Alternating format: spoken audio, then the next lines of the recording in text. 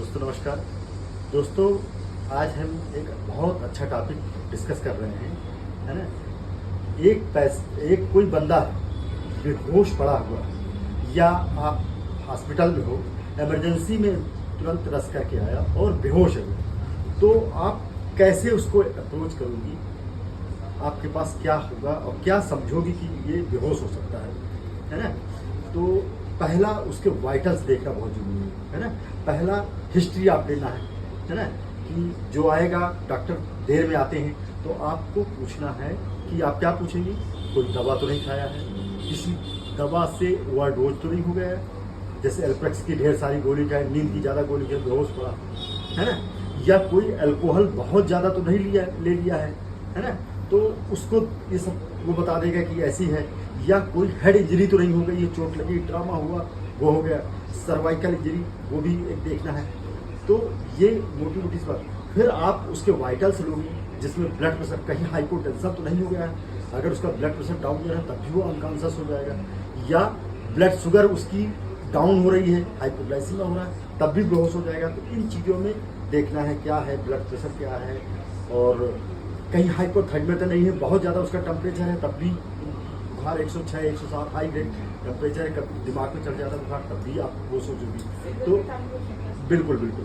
और यदि कोई बंदा सीओपीडी अस्थमा का पेशेंट है, सांस की बीमारी पेशेंट है, उसका ऑक्सीजन लेवल घट गया, एल्कोसिस हो गई, तो दिमाग में ये चढ़ जाता है, तो आदमी या फीमेल अनकॉन्शियस होने लगती है। इधर भी देखना ठीक। और कैसे बिल्कुल डिहाइड्रेशन भी होता है ना, डिहाइड्रेशन, लेकिन डिहाइड्रेशन बाद में होता है। डिहाइड्रेशन बहुत ज़्यादा हो जाएगा तो डिहाइड्रेशन क्या होगा, बीपी कम हो जाएगा। मेन काज उसका बीपी कम होना है ना। डिहाइड्रेशन होगा, बीपी कम हो जाएगा, तो एक ये भी कार्य होगा कि डिहाइड्रेशन होगा, बीपी कम हो गया, वो हो गया। सांस का पेशेंट, मैंने बताया कि सांस का पेशेंट है, एकदम सडन सीओपीडी का अस्थमा का अटैक पड़ा और चोकिंग हो गई है ना, या फिर कोई कुछ खाया और गले में चला गया, या पेशेंट ओल्ड एज में है, स्प्रेड कर जाते हैं, जल्दी पानी पी लिया, लेटे लेटे पी लिया, खाना खा लिया, तो वो सांस की नली में चले जाते हैं, तो उधर CO2 नार्कोसिस हो जाएगी। मतलब अगर सांस नहीं आया तो हमारा ऑक्सीजन मिल नहीं पाएगा, तो CO2 लेवल बढ़ जाता है ब्रेन में, इसीलिए ब्रेन अनकॉन्शियस होगा। या कोई पेशेंट ऐसा है जिसमें आपका अमोनिया लेवल बढ़ जाए, हिपैटिक एनकेफेलोपैथी हो जाए, मान लीजिए उसका बहुत ज़्यादा जॉन्डिस है, या स्टूल कई दिनों से पास नहीं हुआ, ये सब अमोनिया लेवल बढ़ा देते हैं और ब्रेन को अनकॉन्शियस कर देते हैं। तो इन पेशेंटों को आपको ऐसे दिमाग बनाना है कि उस पेशेंट में क्यों बेहोशी आई, बेहोशी, और अगर फिर भी अगर कोई कारण नहीं मिलता है आपको, तो आप उसे कैसे, आपकी कुछ क्रियाओं से वो तुरंत बच सकता है। मान लीजिए कोई रोड में पड़ा है, आप उसे पहले क्या करना है, उसे हम CPR कहते हैं। पहले क्या करना, 911 911 में फोन करना है, क्योंकि अकेले कुछ नहीं कर सकते हैं। फोन कर दिया, फिर उसको जगाना है, हे शोल्डर से पकड़ के उसको वो करके दाब के, है ना, और कैसे हो 2-3 बार उसको जवाब दे, नहीं हुआ तो कुछ मिनट में आप जो है उसका ABC करिए। ABC किसे कहते हैं, ABC एयरवे देखना है, ब्रीदिंग देखना है। ब्रीदिंग कैसे देखिए, पेट ऊपर नीचे आ रहा है कि नहीं आ रहा है, सांस चल रही कि नहीं चल रही है, और पल्स रेट, सर्कुलेशन देखना है कि उसकी पल्स रेट, आप ये पल्स रेट देखते हैं, है ना, कैरोटिड है और ब्रैकियल है, ये भी है, फिमोरल है, ये सभी पल्स आप देख सकते हैं। तो ये ABC देखना है।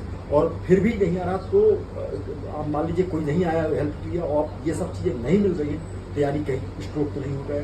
और उस एरिया को देखना है, कहीं ऐसा तो नहीं वहाँ कुछ गिरने वाला हो, तो आप पहले अपने को बचाना है, उसको भी बचाना है कि फर्दर कोई वो ना हो पाए डैमेज। तो फिर भी नहीं हो रहा तो उसको जो है चेस्ट कंप्रेशन लेना है। चेस्ट कंप्रेशन आप ऐसे पकड़ सकते हैं, ऐसे पकड़ सकते हैं, ऐसे, और अपर स्टर्नम होती है हमारी, अपर 2/3 लोअर 1/3 के बीच में आपको कंप्रेशन लेना है। 30 कंप्रेशन, चेस्ट कंप्रेशन देना है, 30 कंप्रेशन देना है, और उसके बाद 2 ब्रीथ देना है। माउथ अगर दे सके तो 2 ब्रीथ देना है।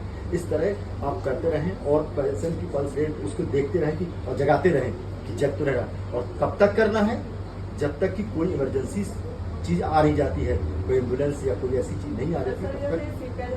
तो कितनी बार दे सकते हैं जब तक आपको पैसे, जब तक कोई इमरजेंसी शरीर वो नहीं आ जाता तब तक CPR देते रहेंगे। क्योंकि आपके बस में हो रही है,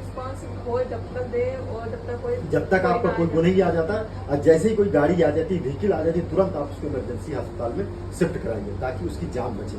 और कई बार होता है ये पेशेंट बिल्कुल ठीक हो जाता है ना, और चलिए तो आप उस समय हीरो बन जाते कि यार ये तो CPR सबको आना चाहिए। तो एक आज हम आपने सीखा कि कैसे अनकॉन्शियसनेस, क्या कारण हुआ, कैसे इसको मैनेज करेंगे, अप्रोच टू अनकॉन्शियस पेशेंट और हाउ टू मैनेज, है ना।